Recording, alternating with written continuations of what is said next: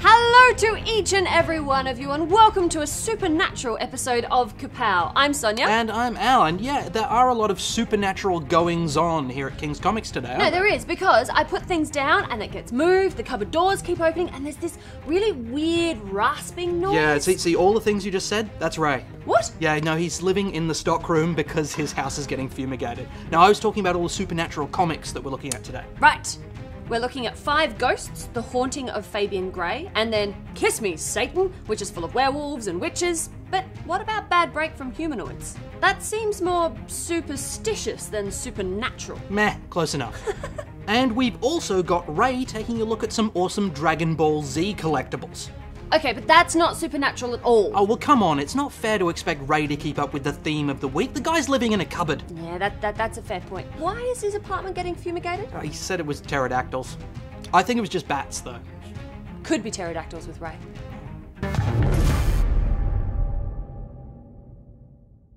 Volume 1 of 5 Ghosts, The Haunting of Fabian Grey, introduces us to its eponymous hero and the pulp adventure world that he inhabits. A world that ticks all the genre's boxes. And then some. Absolutely. There are angry natives, vampires, giant spiders, dragons, tentacle monsters, and Nazis.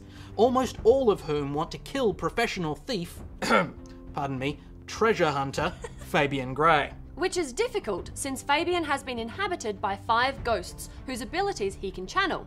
An archer, a magician, a samurai, a vampire, and a great detective in a deer stalker. And if all of these characters sound familiar, it's because they've all been manifested out of popular fiction through the power of a substance called Dreamstone. And based on all of that, it sounds pretty cool, doesn't it? I mean, Frank J. Barberi seems to have written kind of a crossbreed between Cowboy Ninja Viking and The Unwritten by way of the Enchanted games. So there's a lot of cool stuff in there, but there were a number of things that bothered me about this volume. Such as? Well, to start with, none of the ghosts seem to have much of a personality. They exist purely to pass on their gifts. Yeah, okay, but don't you think having 5 fully fledged characters who are always present kind of unbalances the story? Yeah, I can see what you're saying there, but there we come to my second issue. 2 out of the 5 ghosts seem to be next to useless. Fabian fires 1 arrow in this whole book, as far as I can remember, so I don't know what Robin Hood's really bringing to the table. And as for Sherlock Holmes, his special ability is seeing things. Oh look, there's a hole in the floor over there. Yeah, it's in the middle of the room. Thanks for the heads up, dude. Yeah. Okay, hold up there. No, I don't entirely disagree with you, but I think you might be missing the point just a little bit. Yeah, you can poke holes in the story, but this is Indiana Jones-esque shenanigans with a whole bunch of magic piled on top. Plus, the visual style is awesome in this. Okay, well there we come to an agreement. Chris Mooneyham's art is the star of the show, with genre-perfect tone and some great full-page spreads. Exactly, and yes, there were some missed opportunities with the premise, but it captures that boy's own adventure feel perfectly, with nail-biting feats of daring do jumping right off the page. I agree that there were some elements that could have been better handled, but it's an ongoing series, so there's time for that to develop. I had so much fun reading this, it's a buy from me. And as it says at the end, this is just the beginning. Yeah, which is probably the most cliched line in comics. Look, I was just a bit irked by how many cool things this comic could have done and then didn't. But the art is great, and there is fun to be had, so I landed on a borrow. We'll see how it develops in future issues. Victor Gischler's new miniseries for Dark Horse could have been called any number of things, like Werewolf Town or Fallen Angel. Yeah, or Barnabas Black, or The Eye of Fates. Sure, any one of those would have made sense. But instead, they went with Kiss Me, Satan! Well, come on, you can't say that it wasn't eye-catching. I mean, the title was half the reason I picked this one up. Yep. How about we get the negatives out of the way first on this idea. one? Now, the premise for this series is unlikely to knock you sideways with its originality. In New Orleans, organized crime is run exclusively by werewolves, under the direction of their leader, Cassian Steele. And when a family of witches learn a dangerous secret, Cassian puts a price on their heads, which is where our hero comes in. That's right, Barnabas Black is a man with his own collection of secrets, also with a pair of guns full of silver bullets, and, much like the Blues Brothers, he's on a mission from God. Oh, hang on. No, you should. Yeah, I'll keep those on. Right. So, for negatives, supernatural crime fiction is a little done by this point, but for positives, it's extremely well done in this comic. I agree. I mean, the title should tip you off. This is not about subtle storytelling. This is about fun. It's big, bombastic, and beautiful, with Juan Ferreira's artwork responsible for a lot of the impact of this first issue. Especially in the action scenes. Once the bullets start flying and the heads start exploding, this comic really is in its element, and I found myself easily filling in the moments between the panels, seeing the movement of the carnage. And a lot of artists don't pull it off this well. I agree, and look, regardless of whether the premise is that original, the characters are well fleshed out, they're engaging, and they speak in a believable voice, so the writing is there. I had a lot of fun reading this one. I'm giving it a buy. Absolutely. I read a lot of this genre, but I feel like Kiss Me Satan is kind of carving out its own little niche within it. Yeah. It's definitely a buy from me as well. I absolutely loved this. Do you think Satan's actually going to show up?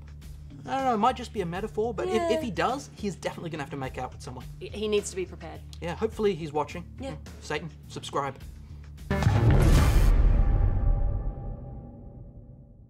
Hey, Ray. Ray. Ray. Thanks.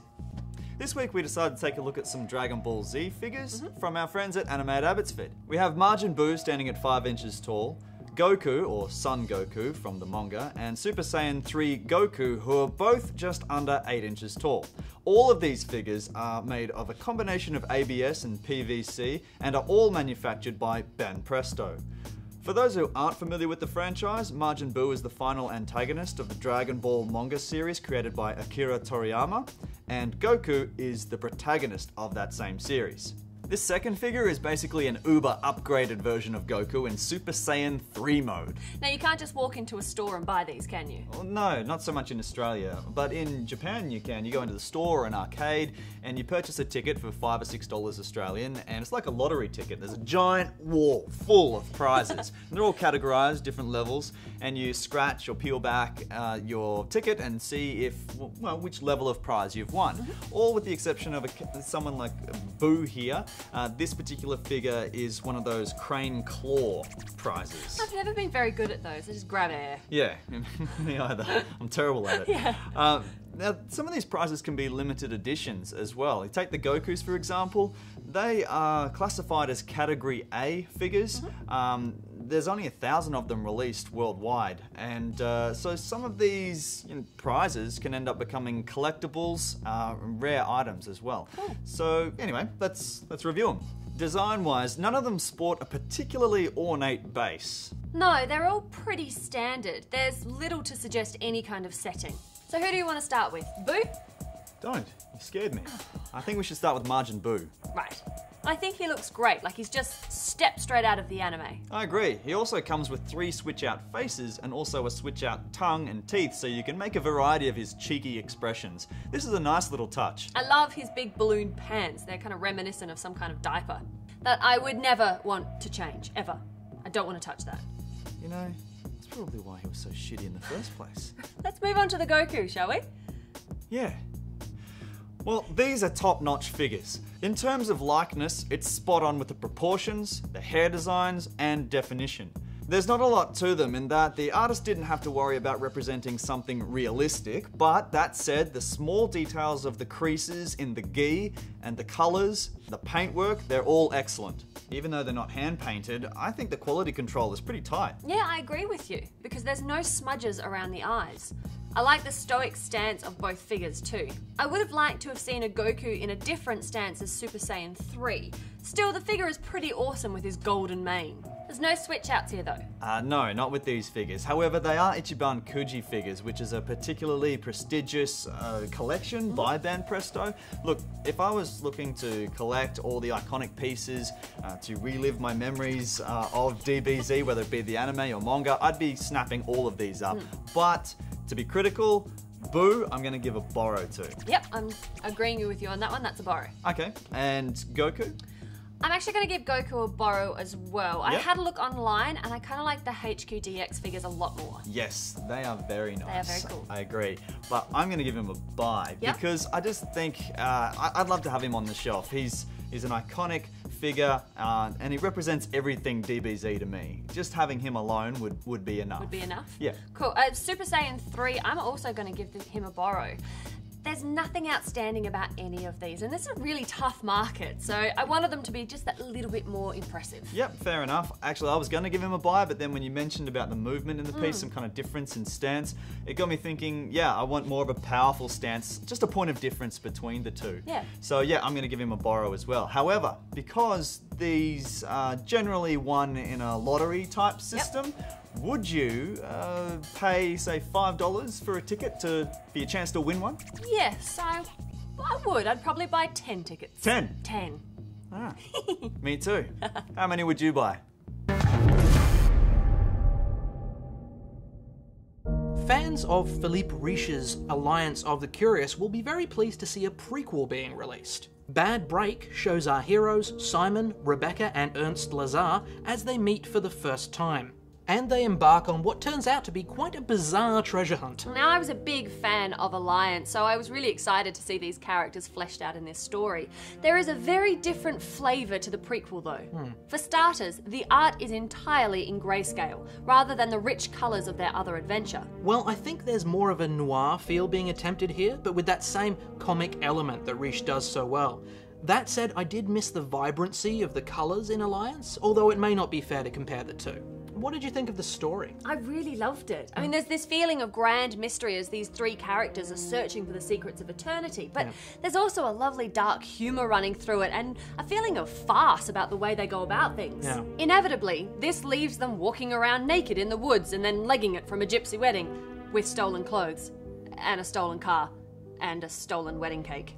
I've got to say, although I did like the tone that was being set here, certainly, and there's more of a character reveal than there was in Alliance, which was great, I did have some issues with the pacing. I mean, among other things, the jumps back to flashback and then to present day occasionally derailed things a little bit. Okay, well for me it was all about adding context to the story. I mean, without those bits, you've just got a couple of people wandering around from place to place and occasionally getting hit by pointy sticks. Okay, sure. I do understand the flashbacks are absolutely necessary to tell this story. I just felt they didn't mesh as well as I wanted them to. Also, it's a little thing, but they're searching for these 7 tattooed heads that can give great power. But what do the heads actually do? I mean, I know they're essentially a MacGuffin, but that still bugged me a bit. I dare say that was left as a great mystery on purpose. Yeah. Now, as far as pace is concerned, I do agree the best moments of this book is when the trio are kind of bouncing off each other and you get those wonderful character moments. But I really enjoyed this story, and I think fans of Alliance will too. It's definitely a buy from me. Yeah, fair enough. Well, I'm going to give it a borrow. I think the characters are all really well written and that twisted humour still plays really well as it did in Alliance, but I did have some reservations on pace and plotting. It is still a very good read though. Alright guys, as we come to the end of another episode of Kapow and Ray goes home to sweep the dead bats out of his rumpus room. That sounds like it should be a euphemism for something. Sweeping the bats out of your rumpus room. Yeah, but whatever it's a euphemism for is way less disturbing than the actual situation. Well, either way, it is going to keep him occupied for a while, so that leaves us to provide you with a bit of a good news, bad news, Kapow news flash. Yes, the good news is that we have a very special episode coming up for you. Thank you. Leave me with the bad news. Yeah. Okay. The bad news is it's going to take a little time to prepare, so there will be a 1-week delay before we return. Yes, but then we will be back bat-free and ready to go. So until then, guys. Bye. Don't let Ray see your shirt. Oh, gee. It will freak him out. Just go change, go. No, I'll just... Just